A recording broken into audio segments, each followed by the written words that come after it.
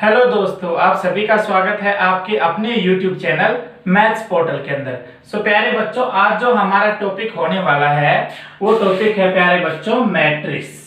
Matrix जो topic है ये हमारे प्लस टू के जो एग्जामिनेशन है इसके लिए बहुत ही इम्पोर्टेंट है।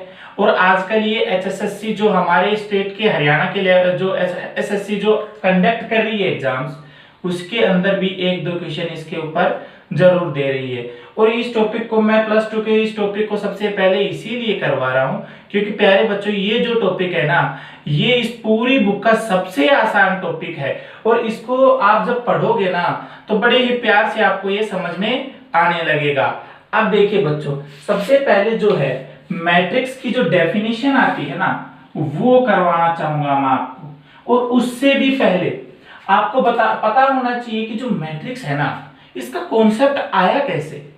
तो सबसे पहले बच्चों, जब हमारे यहाँ पर क्या है कि 10th क्लास में जब हम होते थे तो उसमें क्या होता था, सिस्टम ऑफ लीनियर इक्वेशन चलते। सिस्टम ऑफ लीनियर इक्वेशन किस टाइप की, जैसे कि बच्चों ये होती थी 3x + 2y = 5 और 2x + 3y = समथिंग, मान लीजिए कुछ 4, ऐसे कुछ भी मान लीजिए।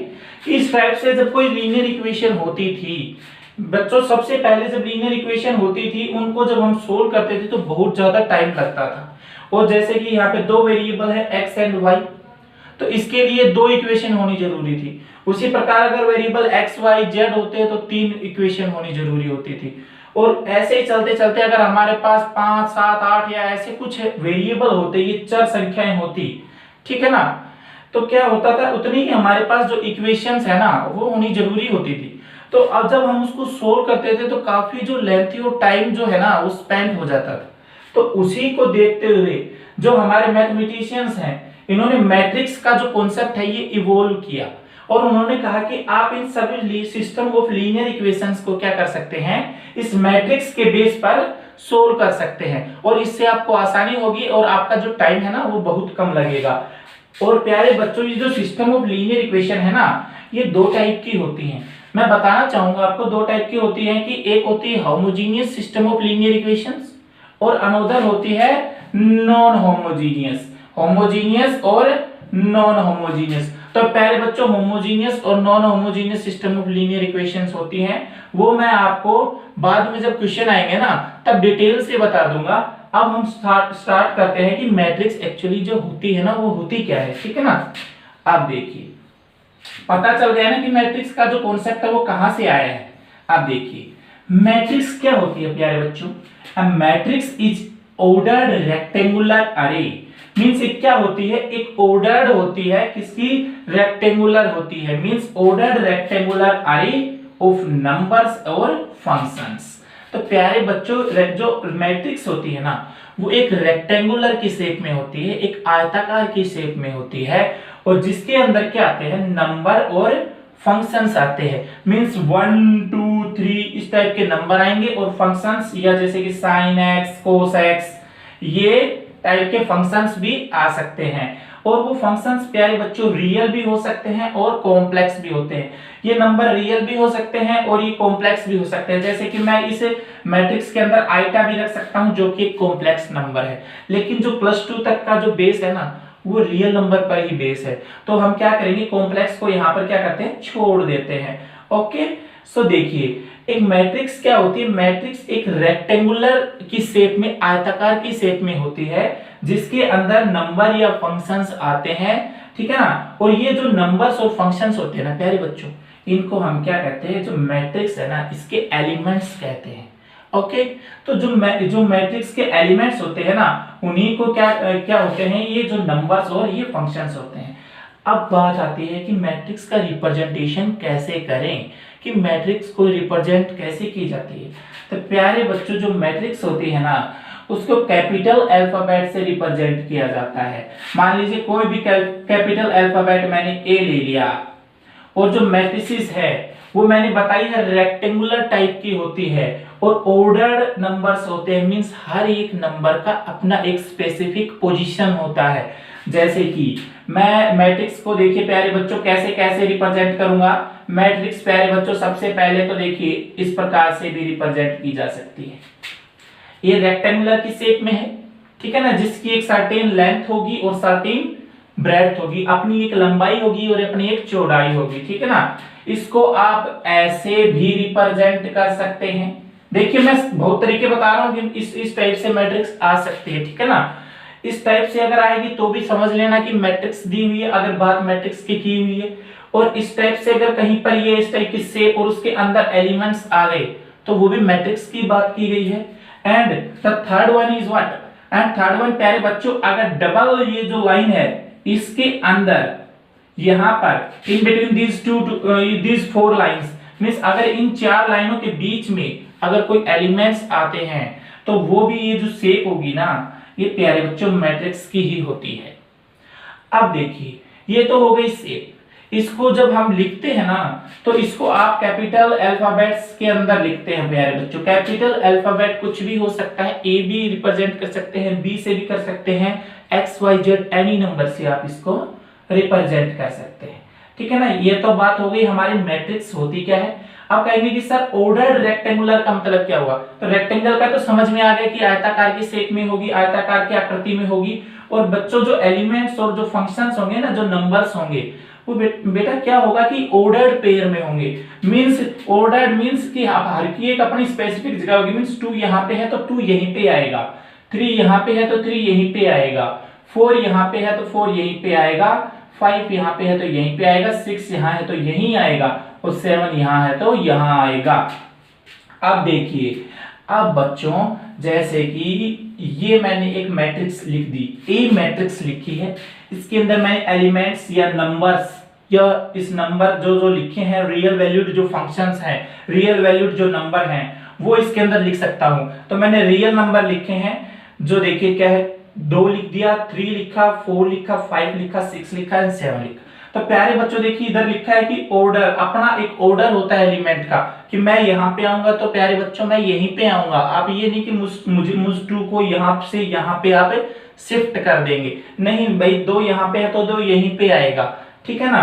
तो देखिए अब इसके अंदर जो मेन बात आती है तो वो सेकंड वन प्यारे बच्चों क्या आती है, जो सेकंड वन आती है वो आती है इसके अंदर रो की, रोज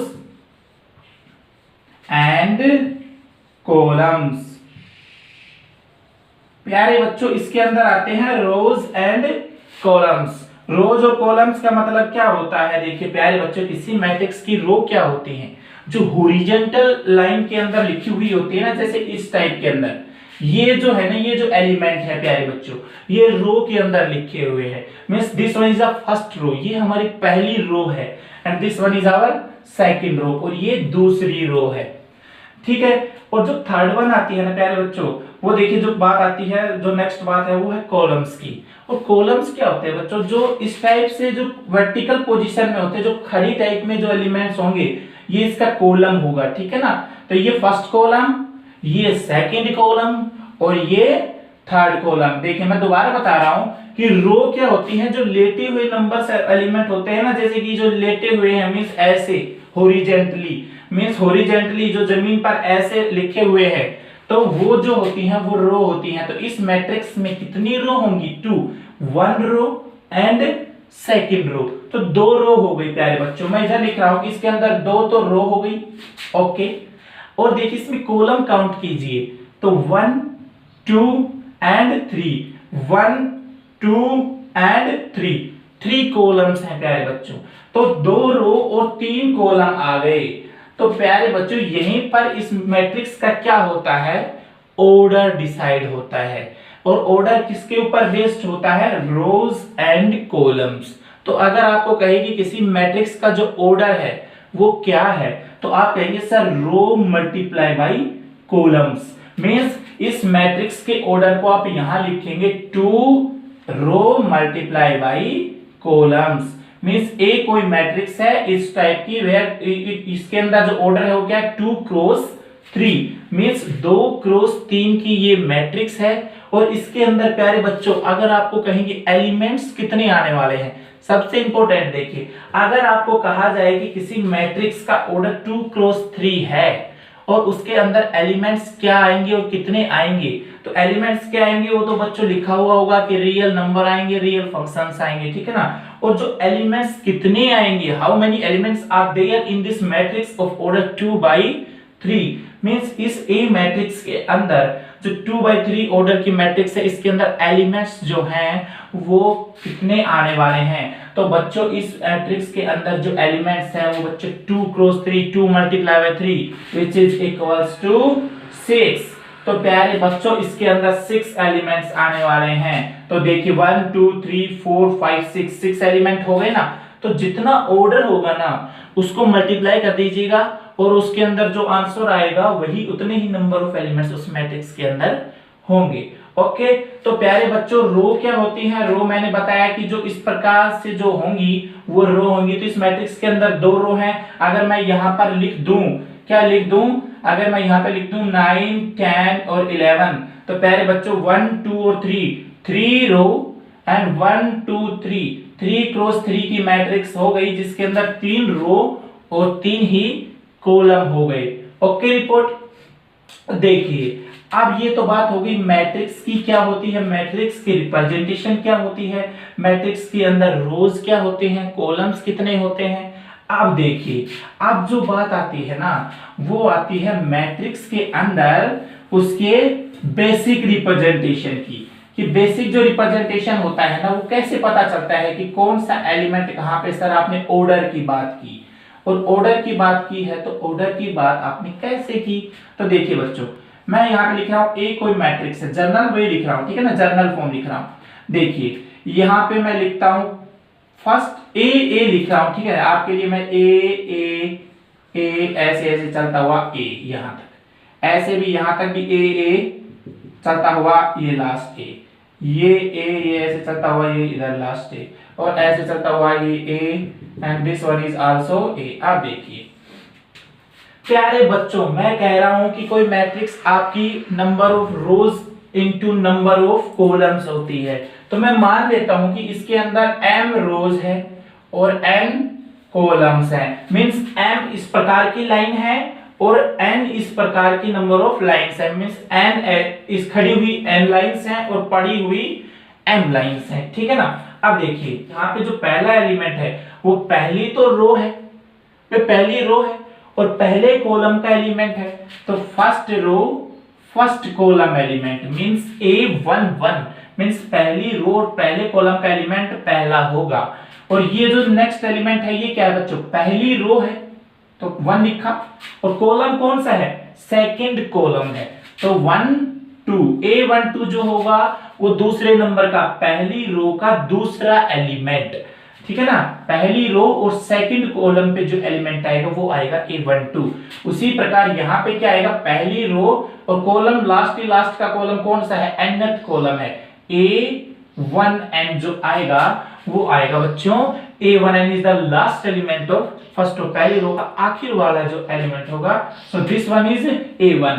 इसी प्रकार सेकंड रो दूसरी रो और पहले कॉलम का एलिमेंट A21, ऐसे ही A22, ऐसे ही यहाँ पे आएगा A2 सेकंड रो का nth एलिमेंट यहाँ पे आएगा। ऐसे ही बच्चों यहाँ पे बीच में क्या आता है, ijth एलिमेंट आता है। ijth मींस कौन सी, कोई ith तो रो होगी और jth कॉलम होगा, मींस कोई i नंबर की तो रो होगी और j नंबर की कॉलम होगी, वो एलिमेंट यहाँ पे आएगा। और ऐसे चलते चलते ही आखिर में क्या है, m वाली रो है और फर्स्ट कॉलम है। इसी प्रकार जो लास्ट का एलिमेंट आएगा वो m रो वाला एलिमेंट है और n कॉलम का एलिमेंट है, मींस m रो पे जो रो चल रही वो mth रो है और nth कॉलम पे जो एलिमेंट है वो at the corner of the bottom. देखिए कॉर्नर जो होगा ना, एट द बॉटम जो आएगा ना कॉर्नर पे वो होगा mth रो nth कॉलम का एलिमेंट। अब इसको कहेंगे सर जर्नल में कैसे लिखें, तो प्यारे बच्चों जर्नल रिप्रेजेंटेशन इसकी मैं ऐसे देता हूं, ए कोई मैट्रिक्स है, इसके अंदर ए आई जे टाइप के एलिमेंट आने वाले हैं, मींस ए आई जे मींस ए समथिंग, और आई और जे यहाँ पे चेंज होते रहेंगे, ठीक है ना। और ऑर्डर ऑफ मैट्रिक्स प्यारे बच्चों में मान के चल रहा हूं m क्रॉस n ऑर्डर की मैट्रिक्स है, ओके। तो नंबर चेंज होते जाएंगे। तो ये नंबर कहां से कहां तक हो रहे हैं, एम आई और जे नंबर है ना प्यारे बच्चों, ये भी लिखना पड़ेगा कहां से कहां तक चल रहे हैं। तो देखिए एम आई और जे है ना, जो ये आई और जे ये कहां से कहां तक है, आई जो है ये 1 से लेके कहां तक चल रहा है, एम तक। मींस आई की जो वैल्यू आएगी वो greater than equal to 1 and less than equal to m आएगी। ओके, एंड देन नेक्स्ट जो j की वैल्यू है प्यारे बच्चों, j कहां से, j किसको रिप्रेजेंट कर रहा है, j कर रहा है कॉलम को रिप्रेजेंट कर रहा है। तो कॉलम की वैल्यू कहां से कहां तक, फर्स्ट कॉलम से लेके nth कॉलम तक इसकी वैल्यू है। तो greater than equal to 1 and less than equal to क्या आएगा, n। मींस ये जो हो गई ना, ये प्यारे बच्चों आपकी journal representation of A matrix हो गई है। ओके, तो ये जर्नल रिप्रेजेंटेशन है मैट्रिक्स की। अब बात आती है, इसके बाद जो बात आती है प्यारे बच्चों वो आती है आपके टाइप्स ऑफ मैट्रिक्स। तो आपने मैट्रिक्स पढ़ ली, उसके ऑर्डर पढ़ लिए, एलिमेंट को कैसे लिखा जाता है ये पता चल गया, कौन सा एलिमेंट कहां आएगा ये भी पता चल गया। एंड देन नेक्स्ट जो आता है what is that is types of matrices, कि मैट्रिक्स के टाइप क्या होते हैं प्यारे बच्चों। तो टाइप मींस प्रकार। तो मैट्रिक्स के जो टाइप होते हैं ना प्यारे बच्चों, सबसे सिंपल है, डरने की कोई बात नहीं है इसमें। अब तक तो कुछ था ही नहीं, मैंने पढ़ाया ही क्या है, मैट्रिक्स क्या होते हैं, लिखते कैसे हैं, ऑर्डर कैसे होते हैं, कौन से एलिमेंट कहाँ आते हैं और उसको रिप्रेजेंट कैसे करते हैं, ये तो लिखा है। अब देखिए सबसे पहले जो बात आती है, मैं करवाने वाला हूं आपको रेक्टेंगल मैट्रिक्स, RECT रेक्टेंगुलर लिख दूं, मान लीजिए रेक्टेंगुलर मैट्रिक्स लिख दूं, ठीक है ना।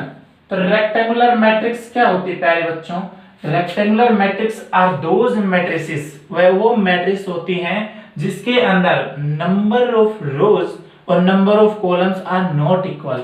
मींस नंबर ऑफ रोज, जिसके अंदर नंबर ऑफ रोज और number of columns, number of जो कॉलम्स हैं वो क्या नहीं होंगे, इक्वल नहीं होंगे। Means number of rows means m और जो n होगा वो बराबर नहीं होगा। जैसे कि फॉर एग्जांपल मैं लेके चलता हूं, एक और मैट्रिक्स है, ए मैट्रिक्स के अंदर मैंने लिखा 1 2 3 एंड 4।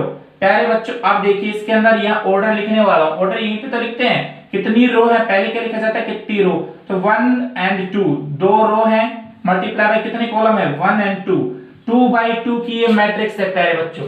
क्या ये रेक्टेंगुलर मैट्रिक्स है, जी नहीं, क्योंकि इसके अंदर m क्रॉस n यहाँ पे है, तो m और जो प्यारे बच्चों n है ये जो दिए हुए हैं ये बच्चों इक्वल है। जबकि रेक्टेंगुलर मैट्रिक्स जो हमें कहती है वो कहती है कि नंबर ऑफ रोज और m और n जो होंगे ना ये अनइक्वल होंगे, these are must be not equal, ठीक है ना, ये कभी इक्वल नहीं होंगे। सो देखिए m क्रॉस n की जो मैट्रिक्स होगी इसको मान लीजिए मैं चेंज कर देता हूं, अब जैसे दोबारा लिख दूं मैं 3 7।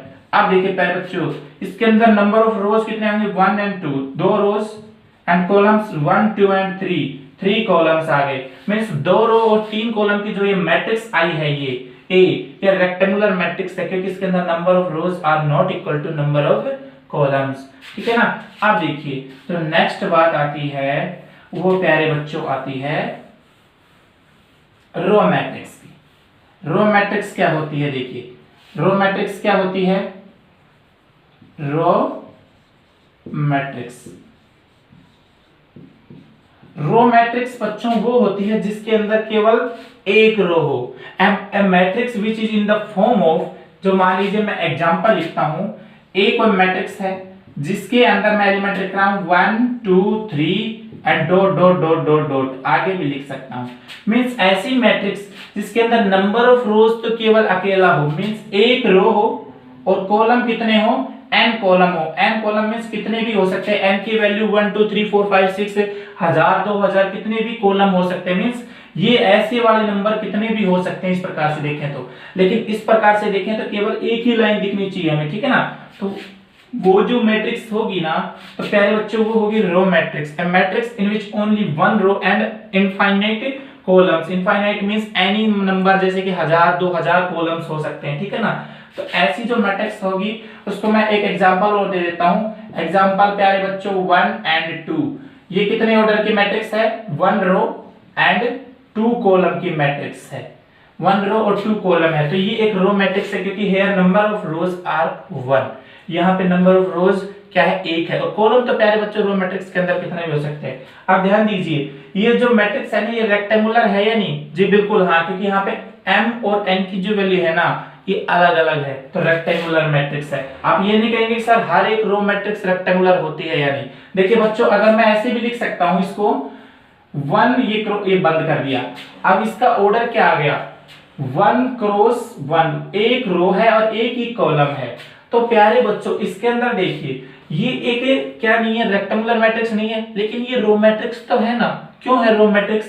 क्योंकि इसके अंदर नंबर ऑफ रोज 1 है और मुझे नंबर ऑफ रोज से ही लेना देना है, कॉलम्स तो कितने भी हो सकते हैं। तो इसकी तरफ भूल जाइए, केवल नंबर ऑफ रोज 1 मिल जाएंगी, जहां पे वहां पे क्या होगी, रो मैट्रिक्स रिप्रेजेंटेशन होगा।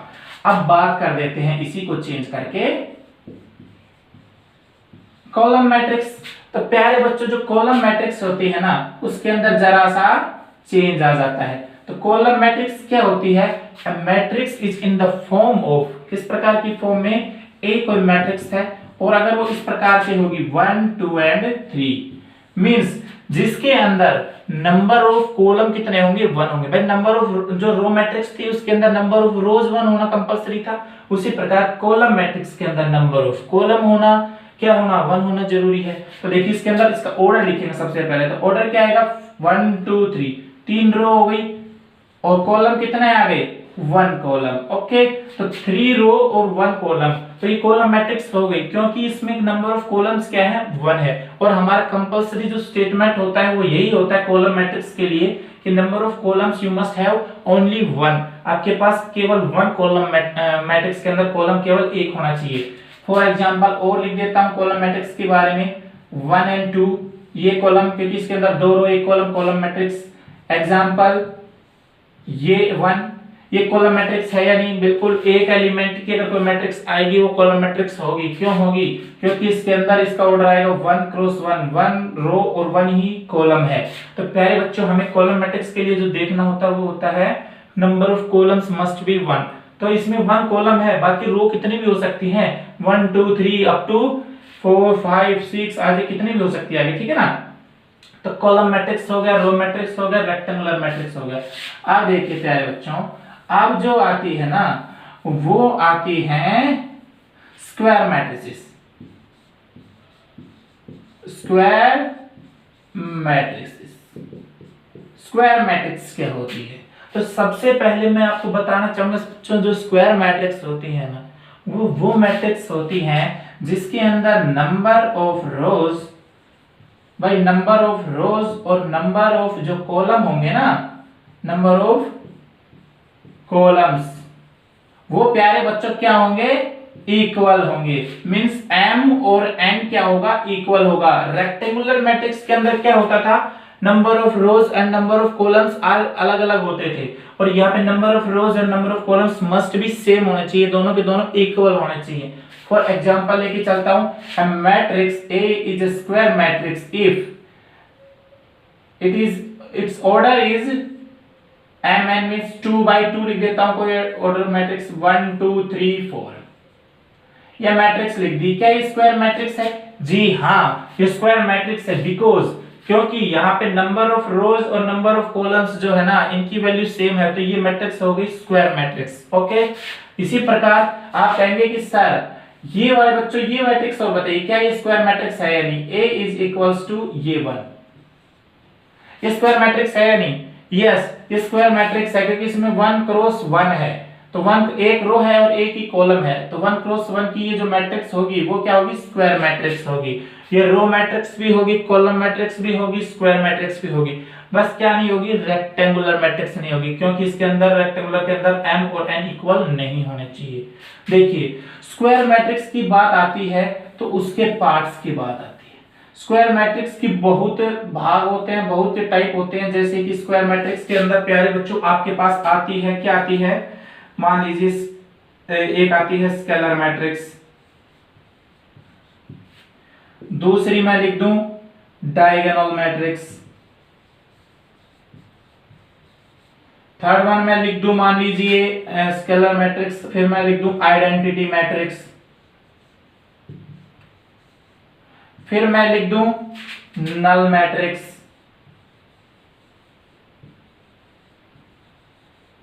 क्या लिख देता हूं? Null matrix. देखिए आगे भी आती है, लेकिन मैं इन जो 4 मैट्रिक्स है इनके बारे में आपको सबसे पहले मैं बताता हूं। देखिए स्क्वायर मैट्रिक्स के अंदर मैं पहले लेके चलता हूं कि प्यारे बच्चों जो डायगोनल मैट्रिक्स होती है ना वो क्या होती है। तो डायगोनल मैट्रिक्स वो मैट्रिक्स होती है, डायगोनल मैट्रिक्स, डायगोनल मैट्रिक्स वो मैट्रिक्स होती है जिसके अंदर जो डायगोनल पे जो एलिमेंट, आप कहेंगे कि सर डायगोनल क्या होता है, हमें ये बताइए। तो प्यारे बच्चों डायगोनल क्या होता है, जैसे कि एक मैट्रिक्स है ये, इसके अंदर जो ये वाला लाइन होगी ना इस प्रकार से, जो इस प्रकार की लाइन होगी ना प्यारे बच्चों वो डायगोनल एलिमेंट कहलाएंगे। इसमें जो एलिमेंट होंगे वो डायगोनल एलिमेंट कहलाएंगे, ठीक है ना। और ये भी बच्चों डायगोनल होता है, लेकिन ये तो प्रिंसिपल, ये क्या होता है नॉन प्रिंसिपल डायगोनल होता है, इसको बोलते हैं नॉन प्रिंसिपल डायगोनल, इसको प्रिंसिपल डायगोनल। ओके, तो देखिए अब क्या है, इस डायगोनल की सबसे बड़ी खासियत क्या होती है कि इस यहाँ पे जो एलिमेंट होते हैं ना, देखिए यहाँ पे पहला एलिमेंट क्या आता है A11 और यहाँ पे क्या आता है AMN, और M और N क्या होगा इक्वल होते हैं, तो ANN लिख देते हैं स्क्वायर मैट्रिक्स के अंदर। तो प्यारे बच्चों यहाँ पे जो I और J की वैल्यू होती है ना वो जो प्रिंसिपल डायगोनल मैट्रिक्स के अंदर मींस डायगोनल के ऊपर, किसी भी मैट्रिक्स के डायगोनल के ऊपर जो I और J की वैल्यू होगी वो इक्वल होगी।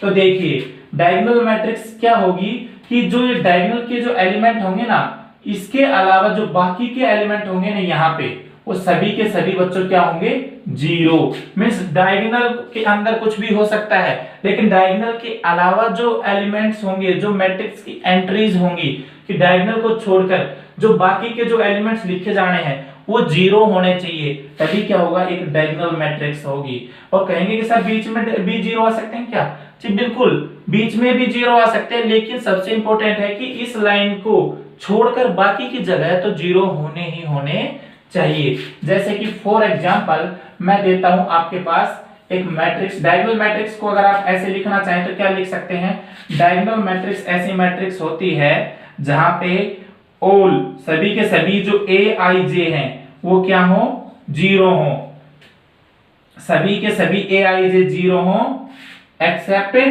Where I is not equals to j।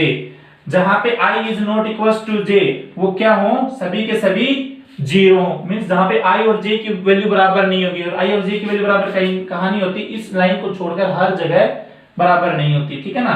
अब देखिए अब कहेंगे सर कैसे नहीं होती, क्योंकि प्यारे बच्चों देखिए ये आता है 1 1 और ये आता है 1 2, ऐसे चलते हैं, तो इस लाइन को छोड़कर बाकी के जो ये I और J है ना ये इक्वल नहीं होते, कभी 1 2 1 3 1 4 चलता है, इधर 2 1 2 2 इधर आ जाएगा इस लाइन पे, 2 3 फिर बाकी का अलग अलग हो जाता है।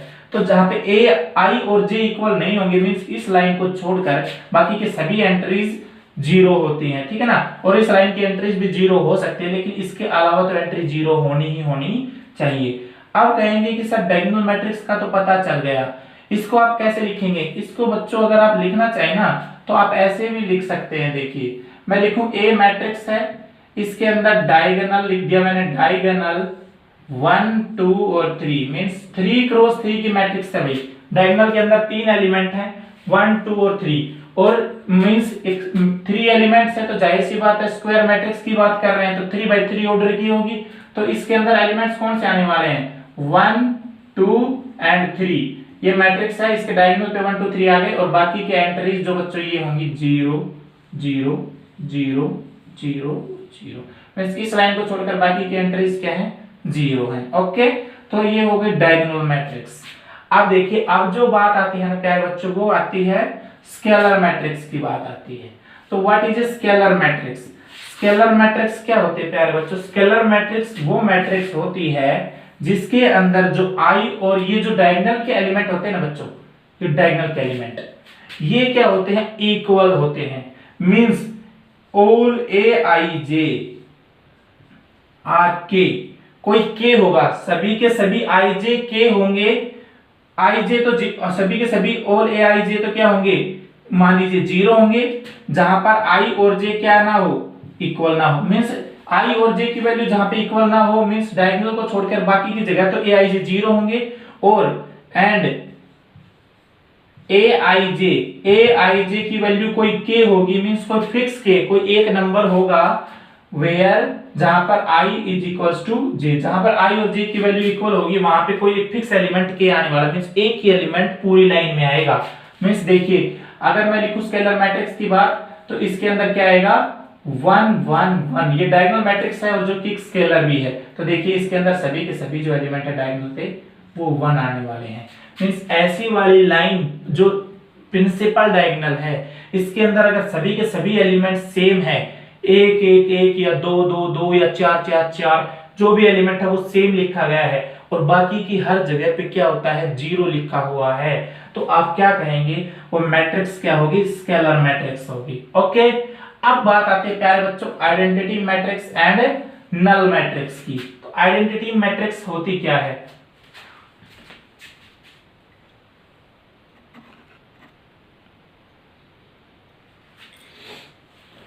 तो प्यारे बच्चों आइडेंटिटी मैट्रिक्स वो मैट्रिक्स होती है, आप कहेंगे स्केलर मैट्रिक्स के अंदर बच्चों यहाँ पे 2 भी आ सकता है, 2 2 2 3 3 3 4 4 4 कुछ भी आ सकता है, लेकिन क्या होना चाहिए सभी के सभी नंबर सेम होने चाहिए। लेकिन जब आइडेंटिटी की बात आती है तो प्यारे बच्चों आइडेंटिटी मैट्रिक्स जो होती है उसके अंदर जो डायगोनल पे जो एलिमेंट होता है ना वो सभी के सभी एलिमेंट क्या होते हैं उसकी वैल्यू 1 होती है। तो देखिए प्यारे बच्चों तो ऐसी मैट्रिक्स जहां पे डायगोनल पे जो एलिमेंट हो वो मस्ट बी 1 होना चाहिए, मींस सभी के सभी जो डायगोनल पे एलिमेंट है ये 1 होंगे और बाकी के एलिमेंट क्या होंगे 0 होंगे, ठीक है ना भाई। 3 रो और 3 कॉलम लिख दिया ना मैंने, तो जो डायगोनल का एलिमेंट है जहां पे 1 हो, केवल डायगोनल पे एलिमेंट हो और सभी के सभी 1 हो और बाकी के एलिमेंट क्या हो 0 हो, तो वो मैट्रिक्स क्या कहलाएगी, आइडेंटिटी मैट्रिक्स कहलाएगी। अब आती है प्यारे बच्चों नल मैट्रिक्स की बात।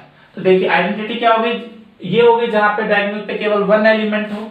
अब आती है नल मैट्रिक्स की। तो नल मैट्रिक्स के अंदर प्यारे बच्चों वो मैट्रिक्स होती है, null matrix are those matrices in which all the elements of this matrix A means अगर हर एक जो भी एलिमेंट्स होंगे all the entries means सभी के सभी जो एंट्रीज होंगी नंबर होंगे उसके अंदर जो भी एलिमेंट्स लिखे हुए हैं these all are क्या होंगे, अगर ये सभी के सभी क्या हो जाएं 0, अगर सभी के सभी एंट्रीज 0 हो इस मैट्रिक्स के अंदर, अगर सभी के सभी एंट्रीज 0 होंगी तो वो क्या कहलाएगी नल मैट्रिक्स कहलाएगी। मींस ऐसी मैट्रिक्स जिसके सभी के सभी एलिमेंट 0 हो, that matrix those matrices are known as null matrices, ठीक है ना, वो मैट्रिसेस क्या कहलाएंगी नल मैट्रिक्स। तो देखिए स्क्वायर मैट्रिक्स की बात हो गई जिसके अंदर स्केलर आती है, डायगोनल आती है, आइडेंटिटी और नल मैट्रिक्स आती है।